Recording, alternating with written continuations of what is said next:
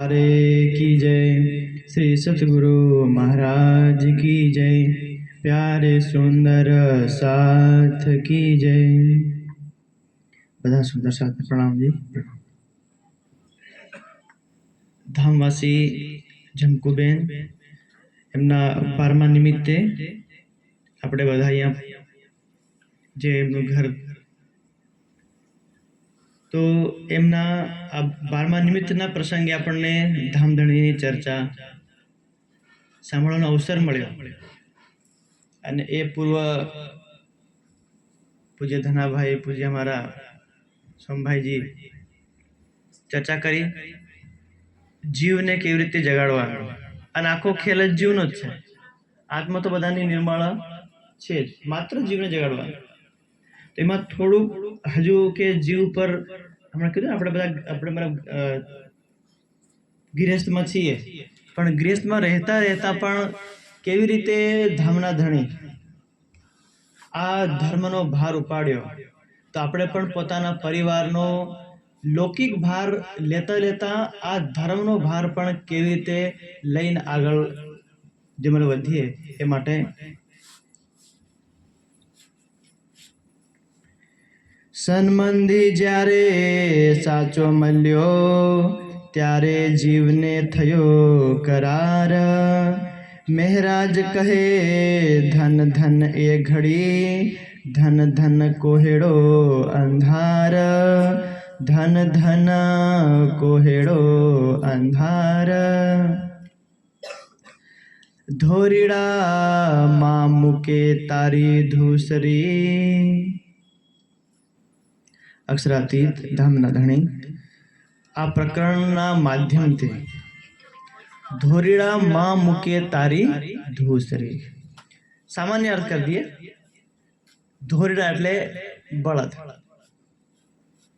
આપણે ગાડું જોડી હમણાં તો આપણે ટ્રેક્ટર ને પિકઅપ ને બધું આપણે ખોડ વ્યવહાર બધું આવી ગયું, પણ આપણા ભાળતા જ બધા આપણે ગાડું ભાળ્યું કે નહીં, અને બધા ગાડું ખેડ્યું જ છે। એટલે અમે પણ હોય, અમે ભલે આપણે યુવા પાર્ટીમાં આવે પણ અમે પણ ગાડું, અને હમણાં ભાગ્યે કઈતું ભાળવા જડે। તો જ્યારે આપણે ગાડામાં સામાન મૂકેલો હોય અને આપણે જેમ કાચો રસ્તો કે ખેતરમાં ગાડું લઈ જાય તો ભારના કારણે ગાડાના પૈડા ગારમાં ધસી જાય, તો પછી બળદને લોડ પડે ને। તો પછી આપણે જેવા હોય તો શું કરીએ? બળદને શું કરીએ? પરણો ને, અને પરિણામમાં શું હોય? ખીલી લગાડેલી હોય। તો એ પણ હવે મતલબ માં મૂકે તારી ધૂસરી, ધૂસરી મતલબ આ તમે ગળામાં જે ગાડાનો ભાર લઈને તમે આ ઝૂરું જે લીધું છે એ તમે છોડી શકાય? એ કષ્ટ આવે, એ શેડા હદી આવે ને ખાડાના નાળા હદી આવે, પણ એ એકવાર તમે ભીડવાઈ ગયા તો ભીડવાઈ ગયા। જ્યાં તો આર પાર નહીં કરો ત્યાં તો કોઈ છૂટકો છે નથી। તો આપણે આ ગૃહસ્થમાં ભીડવાઈ ગયા, પણ જ્યાં તો આર પાર નહીં જ્યાં છૂટકો છે માં મૂકે। આ રાજી કીધું વાટડી વિસ્મી ગાડી ભાર ભરી। પ્રસંગ બીજો છે, પણ આપણે સ્વયંના જીવનમાં આ પ્રસંગ લઈએ।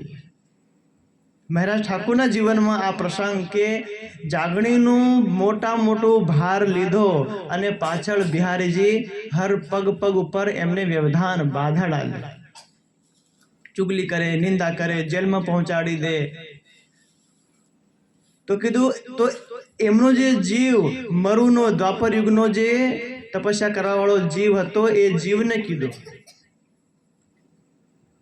આ જીવને એમને શિખામણ આલી કે ધોરીડા માં મૂકે આ જાગણી રૂપી ઝુહરું તે ગળામાં લીધું છે, એને તું આ બિહારીજીના કષ્ટના કારણે છોડતો નહીં। તો એમ આપણને આજના સમયમાં 2025ના સમયમાં પાછું રાજ્ય આ સાક્ષાત આપણે બેહી અને આપણને કીધું આપણી જોડે પણ ઘણું દુઃખ છે। હમણાં બધા વ્યક્તિનું દુઃખ લખવા બહીને અને સુખ ને દુઃખ લખવા બહીને તો આપણે દુઃખની લિસ્ટ ઘણી મોટી, બધાને દુઃખ। નાના છોકરા હોય, જવાન હોય કે આપણો ઉંમરવાળા હોય કે માતા બહેન હોય કે ગરીબ હોય કે ભણેલા નહીં હોય કે પૈસાવાળા હોય કે કરોડપતિ હોય કે રોડપતિ હોય કે રૂપાળા ગમે તેવા હોય, દુઃખ તો બધાને. હમણાં આપણને લાગે કે પેલા મુકેશ અંબાણી એમના હવે છોકરાના લગ્નમાં કઈ 1000 કરોડ આપણે ગણતા નહીં આવડે, હેતરા પૈસા વાપર નાખ્યા.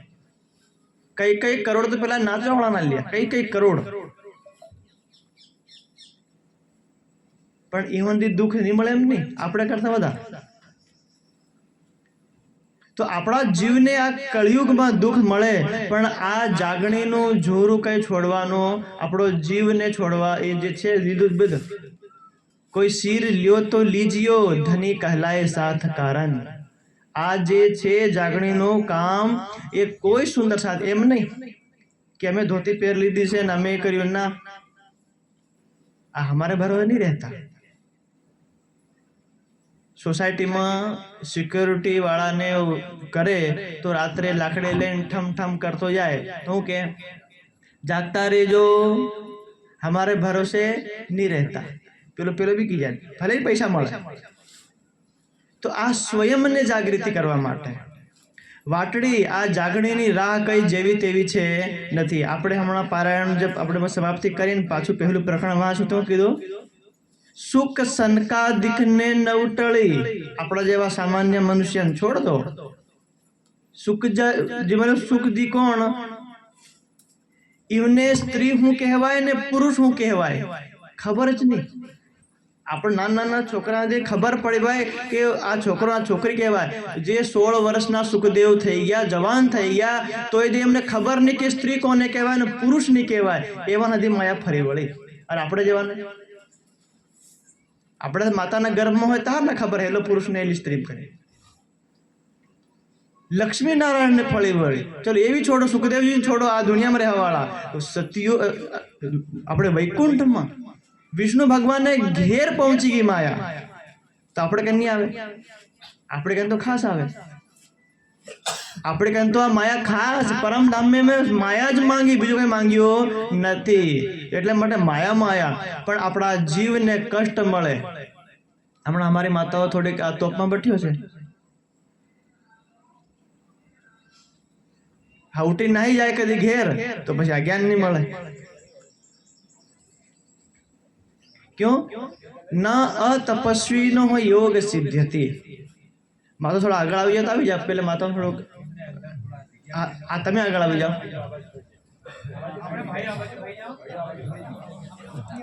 અમે આગળ જતા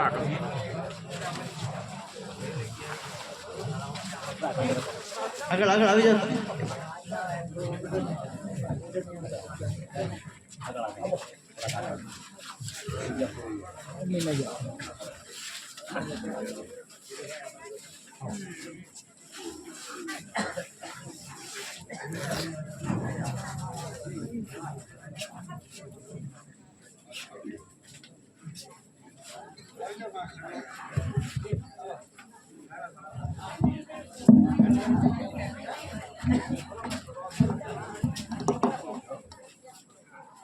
चलो बोले श्री प्राणनाथ प्यारे की जय.